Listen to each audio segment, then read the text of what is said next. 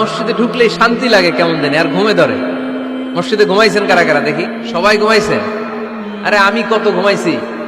জুমার নামাজের সময় যে কি ঘুম আসে আসে আসে কমন পড়ছে, একেবারে কমন পড়ে গেছে। ঘুম আসে কারণ রহমতের ঝিরি ঝিরি বাড়ি ধারা আল্লাহ তাআলা আরশের উপর থেকে নাজিল করতে থাকে, আর এই রহমতের কারণে হৃদয়টা প্রশান্ত হয়ে যায়, অনেকের ঘুমও চলে আসে, ঠিক কিনা?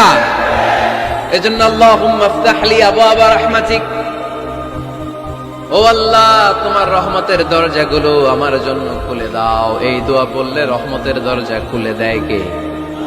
আবার মসজিদ থেকে যখন বের হবেন তখন কোন পা দিয়ে?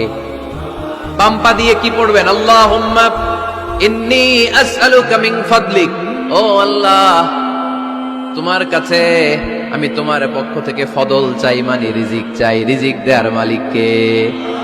তার মানে খুব সোজা সাপটা কথা হচ্ছে, মসজিদের ভিতরে পাওয়া যায় রহমত আর বাইরে পাওয়া যায় ফদল বা রিজিক। তার মানে সারাদিন মসজিদে বসে থাকলে রিজিক মিলবে? নামাজের সময় নামাজ পড়তে হবে, কাজের সময় কাজ করতে হবে, এটাই হচ্ছে ইসলামের বিধান। মসজিদের সাথে সম্পর্ক জুড়ে দেওয়া, হৃদয়টা যেন সবসময় মসজিদের সাথে লেগে থাকে। আল্লাহর হাবিব সাল্লাল্লাহু আলাইহি ওয়াসাল্লাম বললেন, সাবআতুন ইউযিল্লুহুমুল্লাহু ফি যিল্লিহি ইয়াওমা লা যিল্লা ইল্লা যিল্লু। 7 শ্রেণীর ব্যক্তিকে আল্লাহ তাআলা কিয়ামতের দিন আরশের নিচে ছায়া দিবে, যেদিন আল্লাহর আরশের ছায়া ছাড়া কোনো ছায়া পৃথিবীতে থাকবে না। সেই দিনটা কি এই দিনের মতো? কিয়ামতের দিনটা আজকের এই দিনের মতো হবে? 50,000 বছর হবে। এটা লেন্থ, এটা ডিউরেশন। কাআন সাফসাফা লা তারা ফিহা ইওয়াজা ওয়ালা আমতা, লেভেল প্লেইং ফিল্ড, তামার জমিন। একটু কল্পনা করেন তো ওই দিনটা কত ভয়ঙ্কর।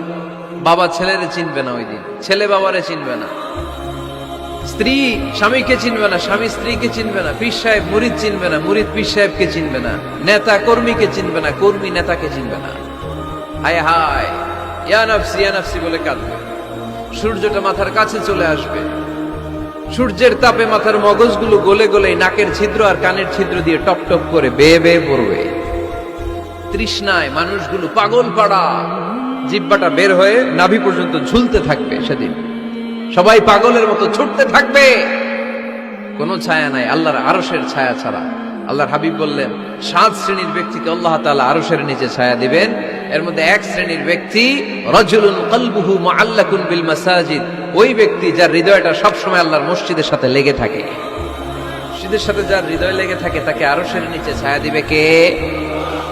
এজন্য মসজিদের সাথে যেন আমাদের হৃদয়গুলো লেগে থাকে।